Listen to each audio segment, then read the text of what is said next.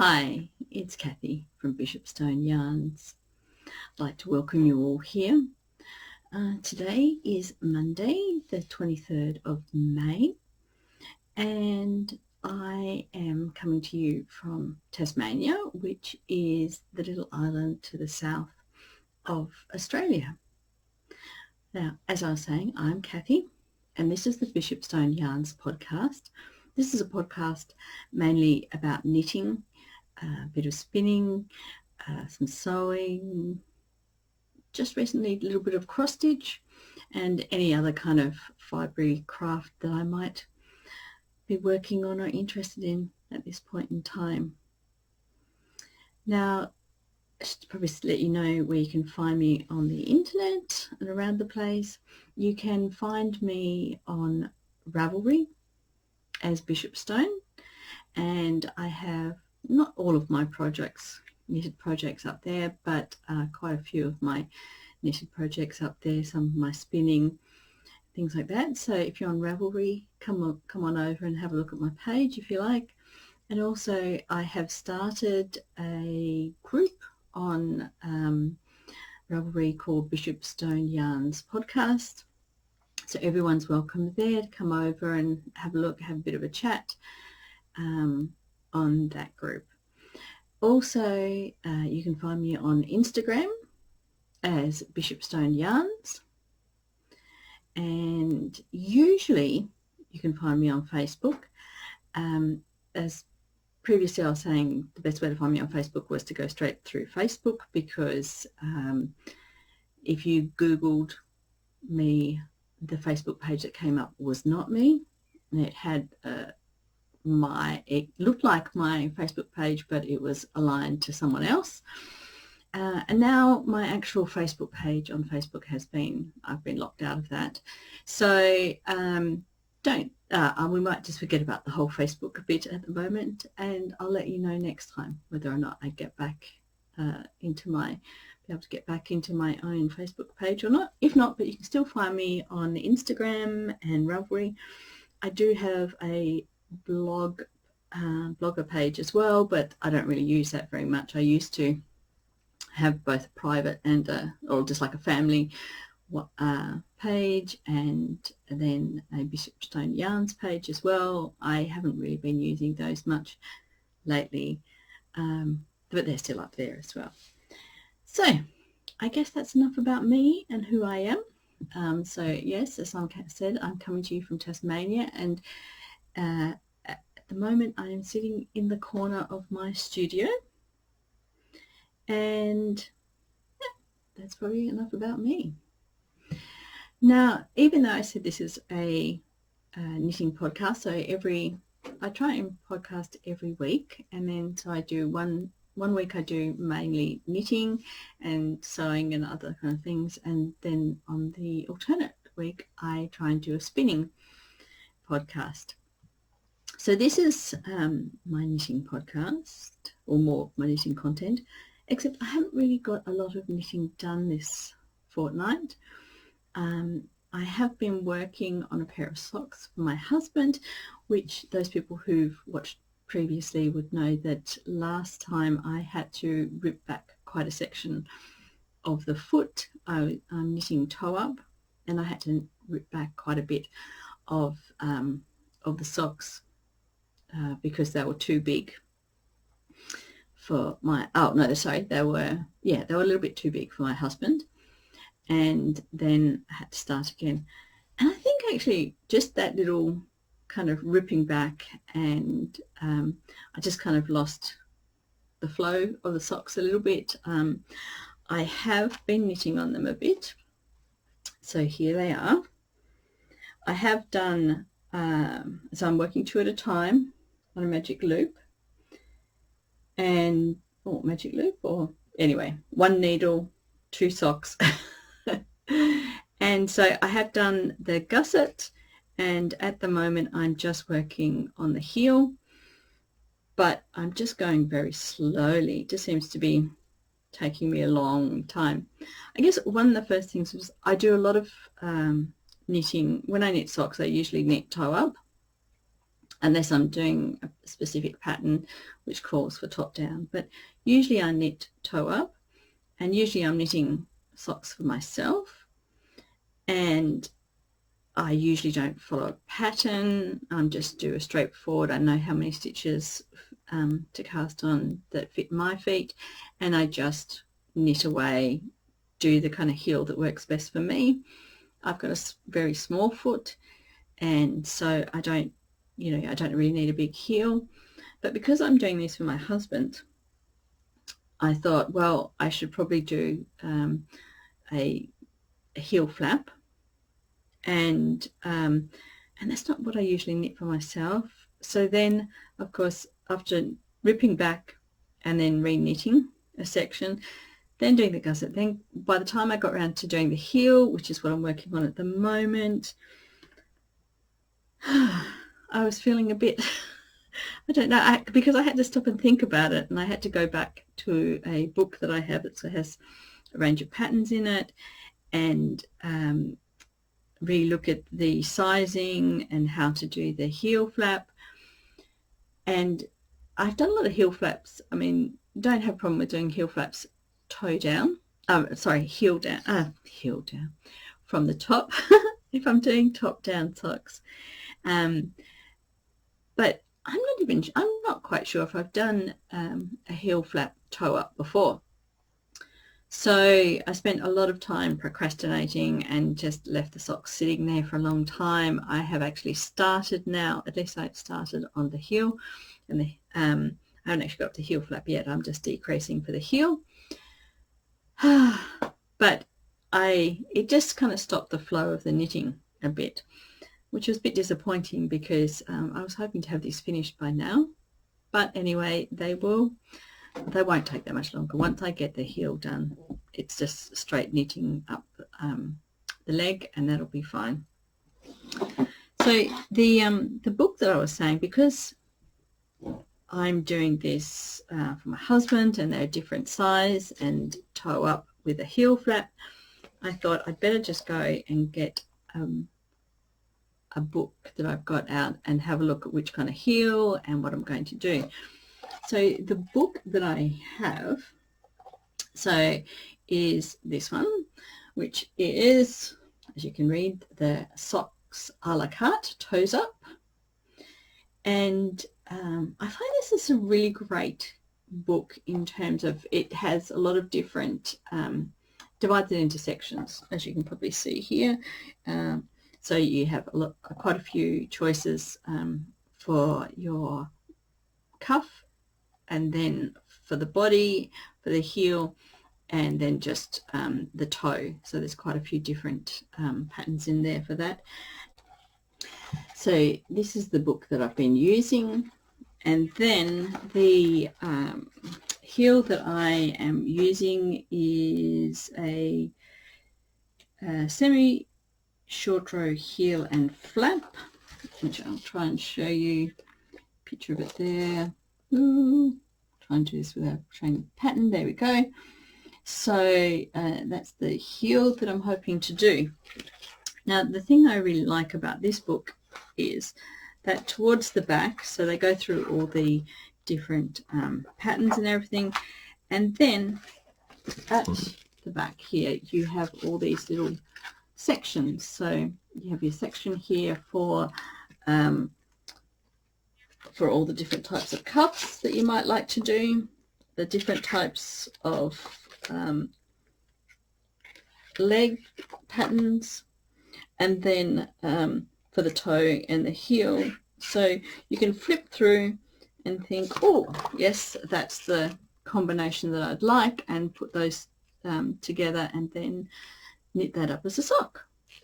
And I always thought that's a really good idea, because sometimes when if you want to knit a sock and you're not quite sure, you can just change, gives you a bit of inspiration, and change it up a little bit. So you can got a lot of different variety there, but all doing the toe up. So I found that book really, really helpful, and especially at this moment when I've been doing my husband's socks and procrastinating with the heels, and it has been a bit of a slow going project, but yes, hopefully that will be finished, because then I'd like to move on and make myself another pair of socks. I've noticed that quite a few of my socks, I've had them for quite a while, my hand knitted socks, so I would like to knit myself a pair of socks next. Now one of my other whips at the moment, so I've got the socks on the go, is, and I guess it is a whip, but I haven't started knitting it yet, so just bear with me and I'll explain it to you. I am working on the Birkin by Caitlin Hunter, and for those who saw the last podcast, which was a spinning podcast, the reason this is a whip is because I've decided to hand spin the yarn for this jumper, hand spin it, then dye the colours for the yoke, and then I can start knitting it. So technically it is a whip, and I am in the process of preparing the fleece so that then I can start spinning it. And yes, but I actually haven't started knitting it yet, and it probably will be a little while before I actually start knitting this jumper, but it is still a work in progress because I'm working on the yarn. So that will stay in my works in progress for a while, I think, and I guess I'll go into more detail when I do a sit and spin episode, and working my way through the yarn preparation and the spinning for that. And then hopefully sometime soonish I might get round to have it as a work in progress, as in on the needles and knitting. But yeah, I'm really looking forward to that. So I've got some alpaca that I'm going to mix together with some wool for that. But like I said, I will talk more about that in the next episode, which will be a sit and spin episode. So they're my two kind of knitting projects on the go at the moment. Now, the other thing I was going to say was thank you very much to everybody who has subscribed to the channel. Thank you very much. It's really lovely to see people like and enjoy these episodes. And thank you very much to everybody who comments. I love to hear people's comments about what they're doing and what they're thinking, and when people give me some feedback on what they think might work or might look good, that's really great. I love that. And that's one of the things I really love about the crafting community, is that people are really helpful and really friendly, and it's really great. Which brings me on to the thought that I got a lovely comment from a lady, well, I presume it's a lady, Jackie, and it was on the topic of tinking. Now, for those people who've seen previous podcasts, in one of the podcasts I was talking about, I was frogging some of my work, and so I got a comment, and then I mentioned tinking. So what I might do is I'll start from the beginning. So when you've done some knitting and you've made a mistake and you want to pull it out back to where the mistake was, or to where the mistake was, you kind of rip it out. And so a lot of people say, because you're saying rip it, rip it, rip it, rip it, rip it, it sounds like a frog. So generally speaking, it's called frogging. So you're frogging your yarn because you're ripping it back. And frogging is usually the term that I use. You know, if I have to pull all my knitting out, and you've seen a couple of my videos there where I'm pulling back either the socks or my shawl. So yes, so I use the term frogging. And then I had been watching a video with Kristy Glass, a YouTube video, and Kristy Glass was talking to a lady, and I just can't remember the lady's name, and the lady used the word tink, and she said that was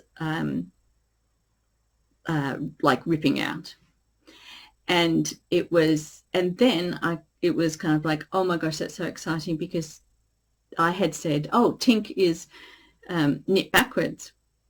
So I think there was a little bit of confusion there, because like Jackie had said, tinking and knitting, and the actual word tink and the actual concept of knit backwards are two separate things.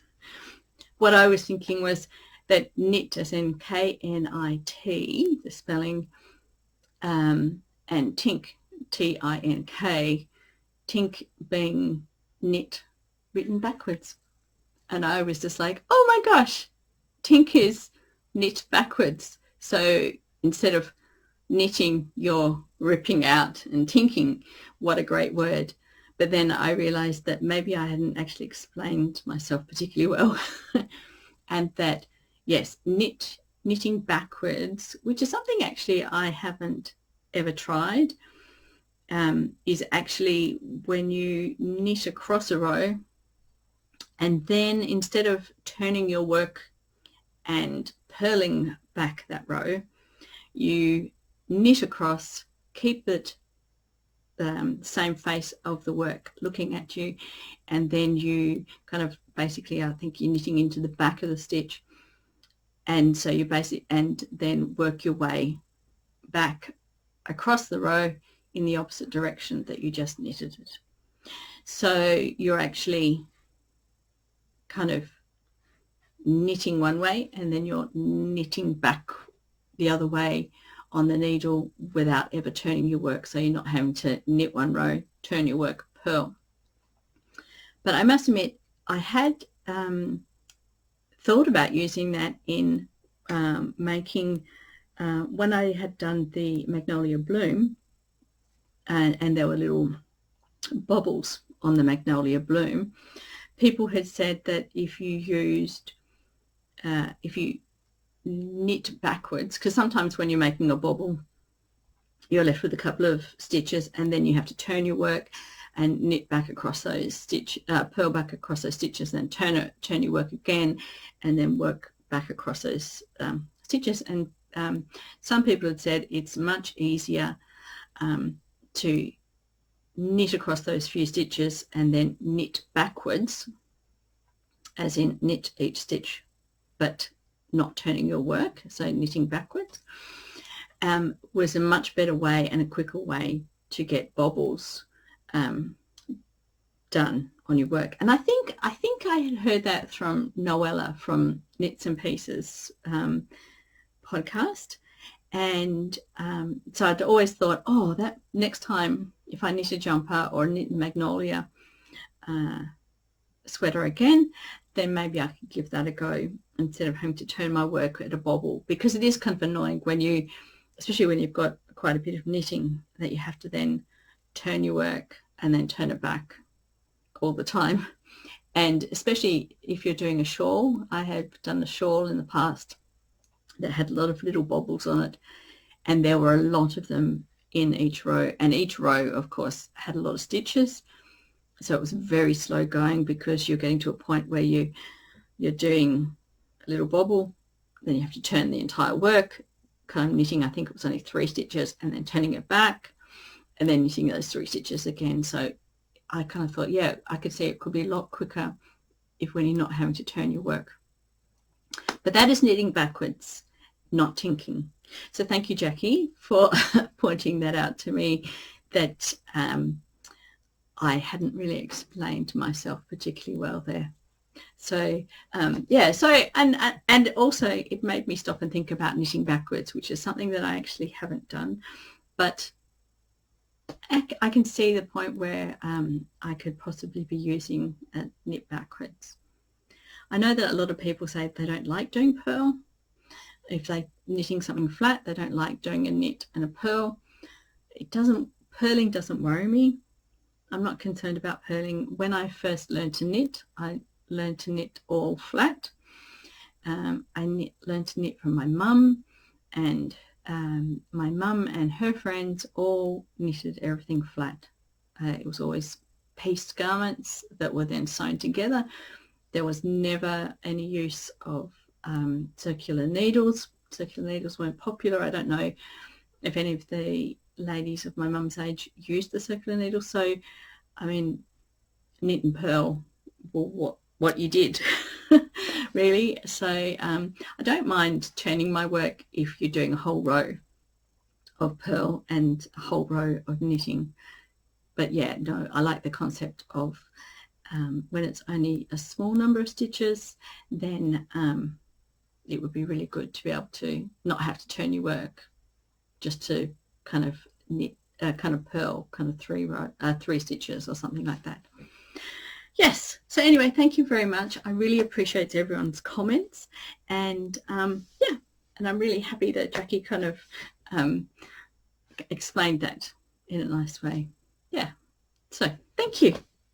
And so I guess that's kind of the end of my little bit of knitting spiel. I have been working on some other things. So I do have some other works in progress. One of them is my farmer's wife sampler quilt, which is going to keep coming each knitting episode. I think, well, hopefully every episode I will have some more blocks that I can show you. So at the moment, and I'm hoping I haven't shown any of these before, but over this side.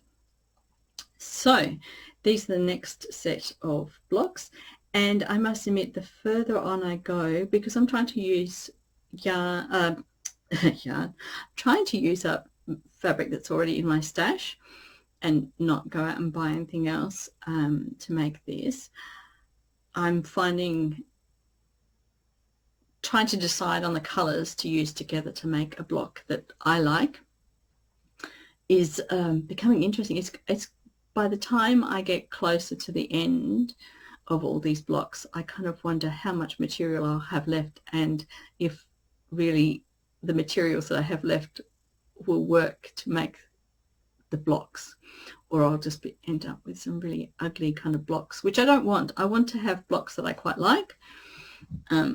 Yes. So that's one.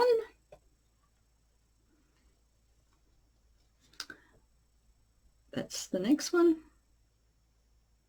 And purples are, like, I love purples. Purples are one of my favorite colors.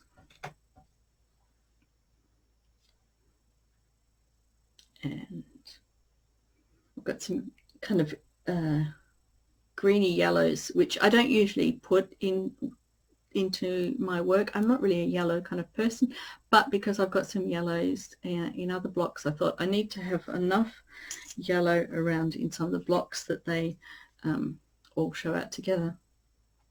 I've got this one.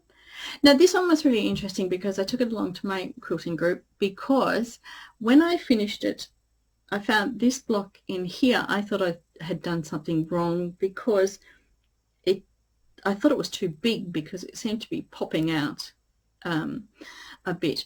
And then the ladies at the quilting group, actually they just used the iron, and I don't know if you can see, so they ironed those two seams straight for me, whereas I had them previously, like the other ones, all going to one side. By just doing that little sewing, the ironing there, it flattened out. It was like magic. And that's the great thing about being in a group, isn't it, with a crafting group, is that something that I thought, oh my gosh, I've made a mistake and I've made it too big and I've made it fit in, it's just not going to work, I'll have to redo the block. Something as simple as someone coming along going, oh, well, if we just iron out your seams flat, then things look good. So, I mean, I love it how people have, we all have different bits of knowledge, and those people who have lots of knowledge, who are really happy to share it as well, and also just having a look and seeing all the different colours that people are using. So this is an example of colours that I necessarily wouldn't be using. These colours here, actually, this material as well isn't from my stash. One of the ladies had cut out some pieces in these colourway, and then decided that she was going to go for a much more like a pinks and kind of pinky reddy creamy coloured blocks, and this wouldn't fit in with that. So she gave me the strips that she'd cut, and then I just finished it off by putting it, cutting them up and then putting them together. And I really, really love the colours. They're not colours that, I would normally gravitate towards. So like with so many of these, I'm kind of hoping all these blocks, by the time they're finished and there's a big, huge binding and edging between all of them, I'll find a way that they all match together. I know some of the ladies have already put theirs out, laid them out to see how they go, but I thought I'm just going to make the blocks. I will wait to the end and then hope that they all go together, because in the book they've used a whole range of different colours, and even some of the blocks have got really bright pops in them, which you'd think, oh my gosh, they're not going to fit in at all.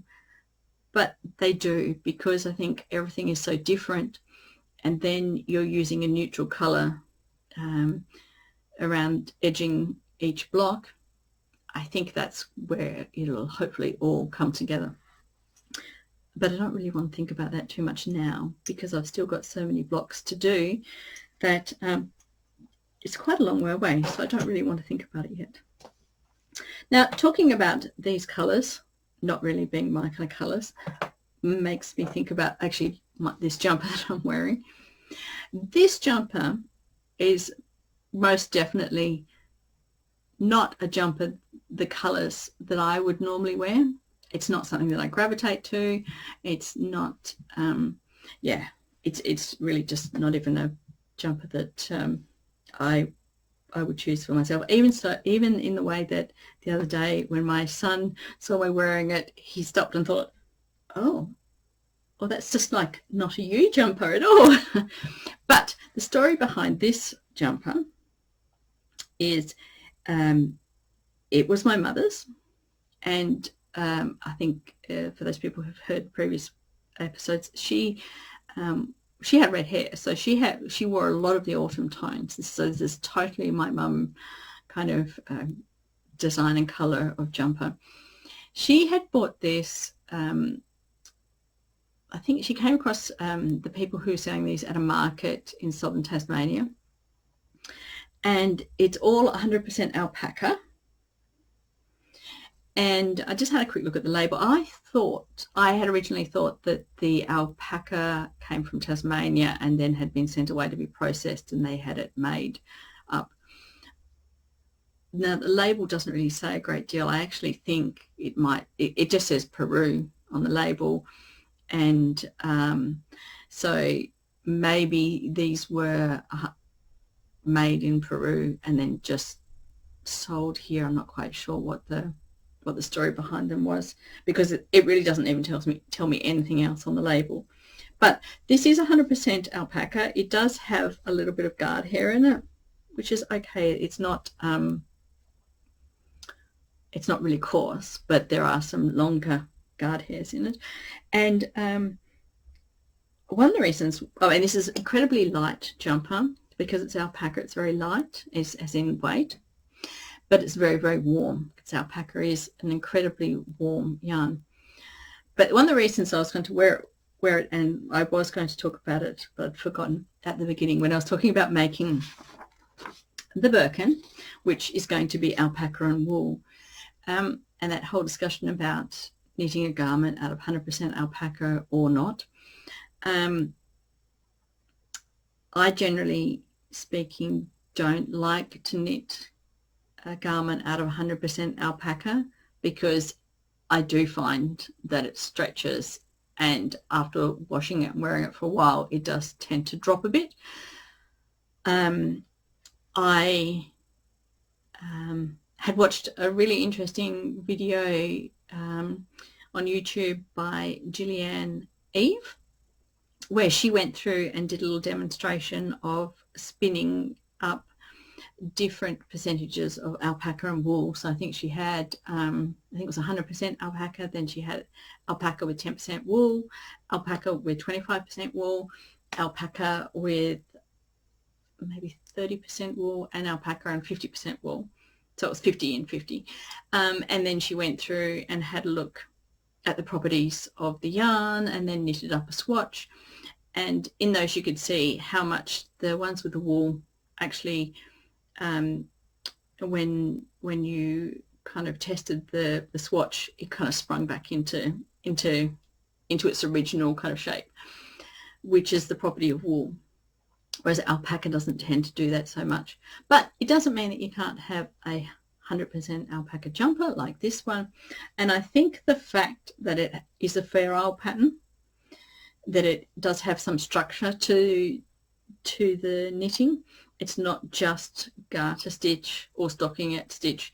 It has all this fair isle here to kind of help give it an extra layer of structure.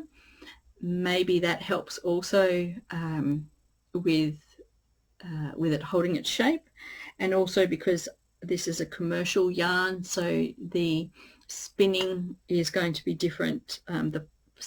The tightness of the spinning and the actual preparation and everything is going to be slightly different to, say, a hand spun alpaca yarn. I mean, alpaca needs to be spun tighter to hold it together. It has to have a little bit more twist in it to hold it together, because it's not like wool that, you know, the wool clings onto itself. Alpaca won't. But anyway, I was just so long-winded story about this jumper, but this was just an example of a really nice warm jumper, warm and light. So as in, like, it's not bulky, it's not heavy, it's a great jumper, but so lovely and warm. But not in my colours, but there had been two of these jumpers. One was just in the browns and the whites, and one had the browns and whites and the greens. So I had taken them both home, washed them both, and then gave the brown one to my dad and said, look, this is a great jumper, you should probably, you know, so he wears the brown one and I wear this one. So they're basically the same designs, but this one has a bit of green, whereas his doesn't. So the jumpers were too good to not keep, and they are incredibly warm. Not really my colour, but I think I can get away with wearing it. But it's not a jumper that I would have necessarily, or a colour I would have chosen.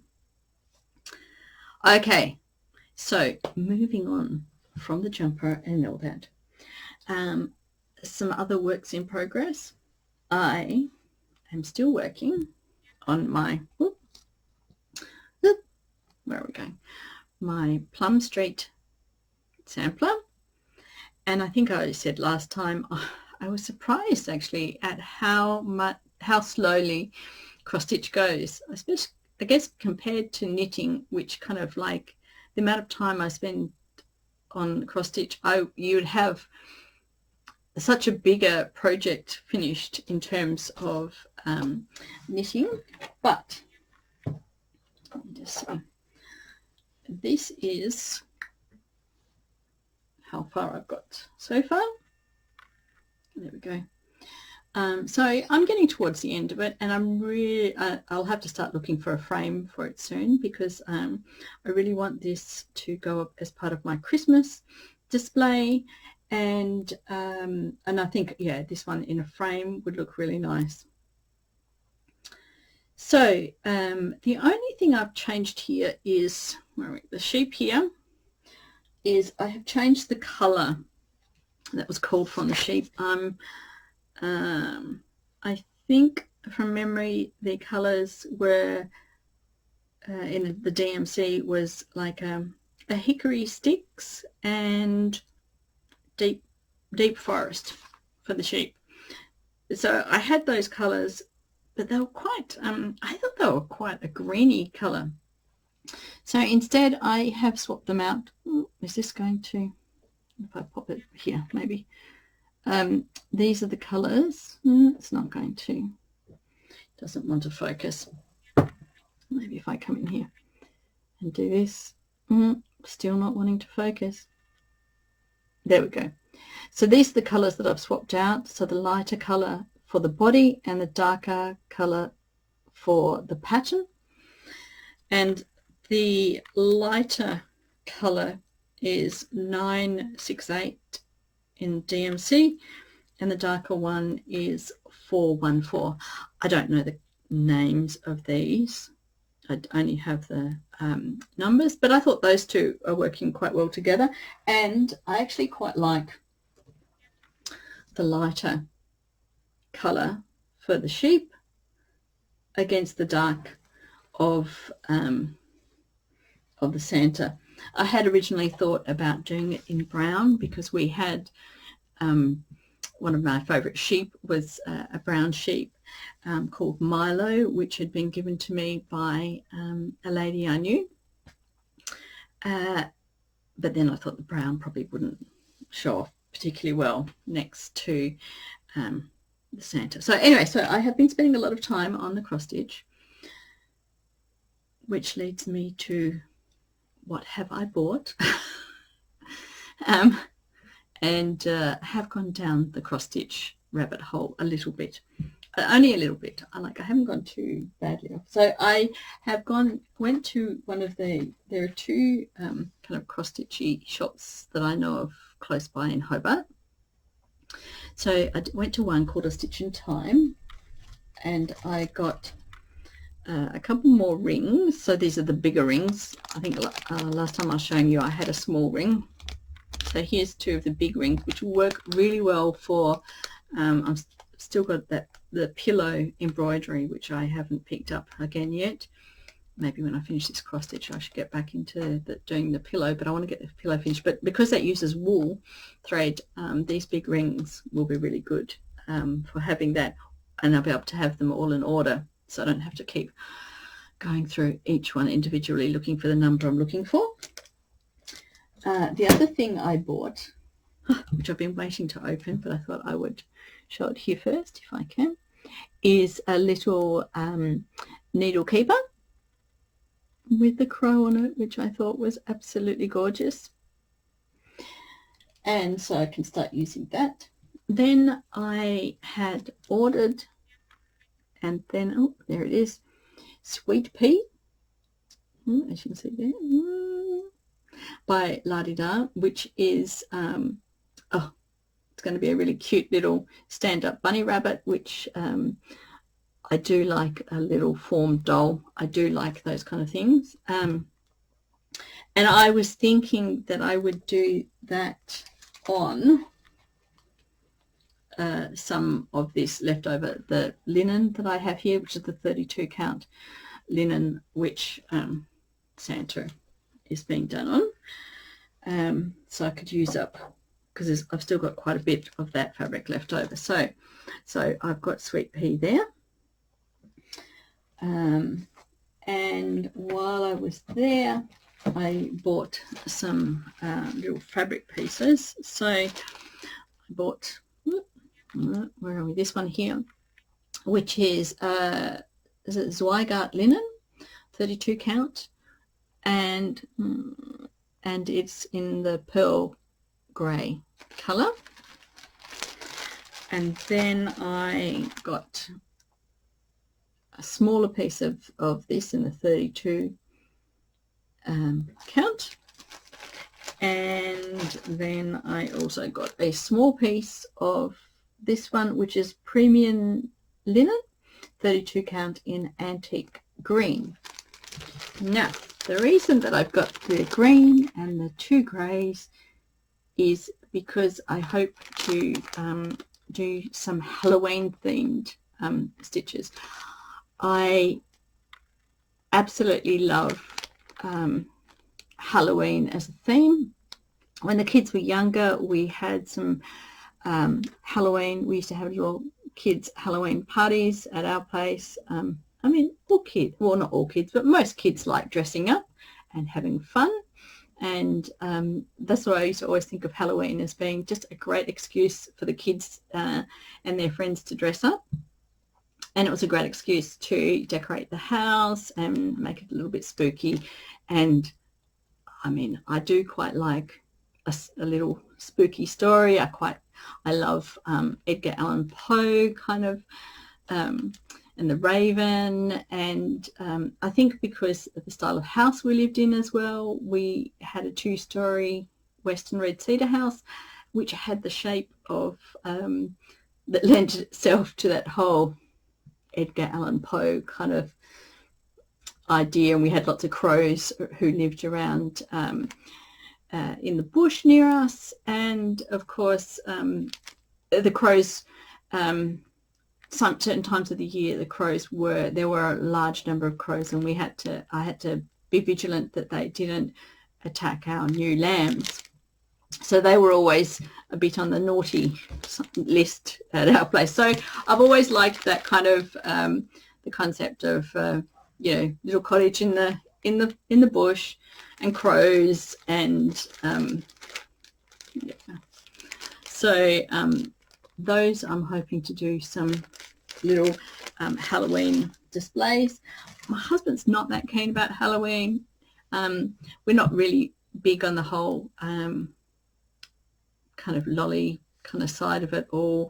I mean, I used to enjoy making food for the kids that was a little bit spooky, with jelly and, little snakes kind of coming out of it and things like that, because I guess it's just something else to make, something else crafty that you can do.